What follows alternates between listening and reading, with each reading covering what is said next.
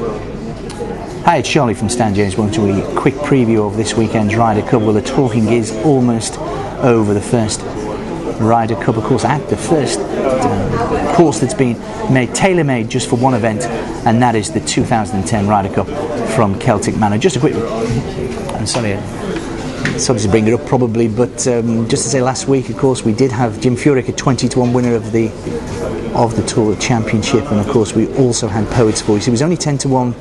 Largely myself telling the traders that I really was keen on this, but he could have got 16-1 elsewhere on Poet's Voice. So we did have a good weekend last weekend. But what about this weekend? And of course, ourselves at stanjames.com, we have cash back as a free bet if the 2010 Ryder Cup is finishes in a tie. And remember, of course, that's both on the outright market and the correct score, the two most, of course, popular betting mediums. That, of course, is until the first tee shot on Friday morning, which we think, for what it's worth, will be hit by Graham McDowell for Europe. I just spoke with James Cook, senior golf trader, and he's very keen on that. He thinks McDowell, of course, who won the US PGA, he'll be first off for Europe as well. Hard to second guess the pairings on the first morning, so let's just look at some of the interesting. The Montgomery, of course, paired Harrington with I think with Donald yesterday, and I think he's maybe paired him with somebody else today, so we're second guessing sort of what Monty has in mind. Very, very difficult at this stage. Just a couple of markets that have certainly caught my attention as well.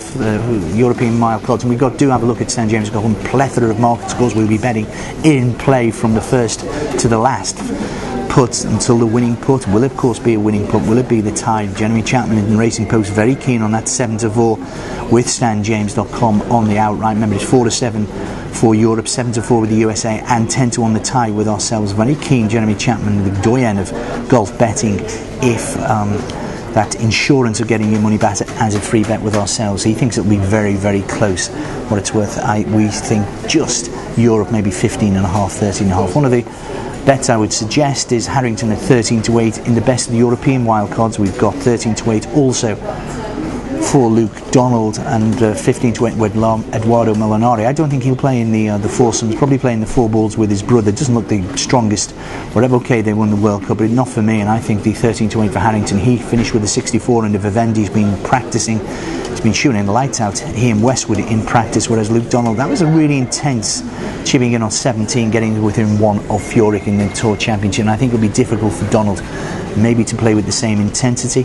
With that in mind as well, I think Harrington 11-8 against Molinari, 11-8 the tie, 11-4. I think that is a really good bet. I think it's time for Pob, three-time major winner, to stand up and be encountered. You know, his mate has really gone out on a limb when you think that Casey, of course, was world number 7, has been left out for him. Top English point scorer from, again, another bet I'm quite keen on is Lee Westwood, 7-4 against Donald, Poulter and Fisher. I don't think Fisher will play in the foursomes. In four balls, he's probably played some. He'll probably play in the four balls, but not foursomes. I don't think you'd be wanting to hit Ross Fisher's second ball on many occasions. Although again, that's a sort of criticism levelled at Harrington in recent weeks as well.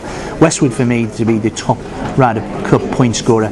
14-1. I saw Westwood a couple of years ago in the flesh, and I thought there wasn't much of him now, but to see him, he really has. He's off the sauce now for a month since his calf injury. I think the win, lose or draw, the European lads will have a drink on Sunday night, but Westwood looks fit. He's going to be refreshed more than anybody else, and I think at 14-1, I think he really is a decent bet. Top debutant point scorer, I think it's down to 2. I'm a big fan of Keimer at 7-2. Maybe too much pressure on McIlroy because of what he said in the press come out. One to go. It was just at the time, of course, that he felt that I think Woods had finished 18 over par in one of the events. That was all that what McIlroy was saying. But of course, it looks as if there is maybe a bit of friction there. But I think Dustin Johnson 15-2 for the Americans, and Keimer 7-2 to be the top. They'd be the top debutant point scorer in the Ryder Cup. Top European point scorer, I think it's down between Keimer 11-2 and Westwood at 13-2. That 13-2 with ourselves at stanjames.com each way. A quarter of the odds, 1, 2, 3. I'd be very disappointed. I think Westwood will play all 5 games as well. Dustin Johnson 9-1. Do look out for that. And I'll just finish with one other bet. I think of two rookies there. Ross Fisher 6-4 against Matt Kuchar 6-5. Kuchar was going into this in very, very good form. Slightly concerned about the form of Fisher, as I've said. I think he'll only play 3 of the games. I think it's possible that Kuchar may play at least 3 and probably more likely 4. And I think that 6-4 is a 6-5 rather for Kuchar is a decent bet. But all the talking's got to stop now.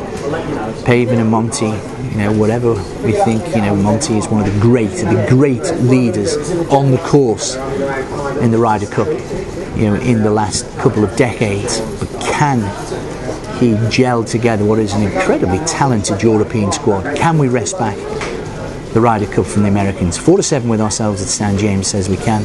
But remember, that insurance, 10-1 the tie, we will give you money back as a free bet if the Ryder Cup, the third Ryder Cup to finish in a tie. 69 at Birkdale, 89 at the Belfry, and you never know, maybe the inaugural, the first Ryder Cup at Celtic Manor. Will that finish in a tie? We'll give you your money back if it does. Be lucky.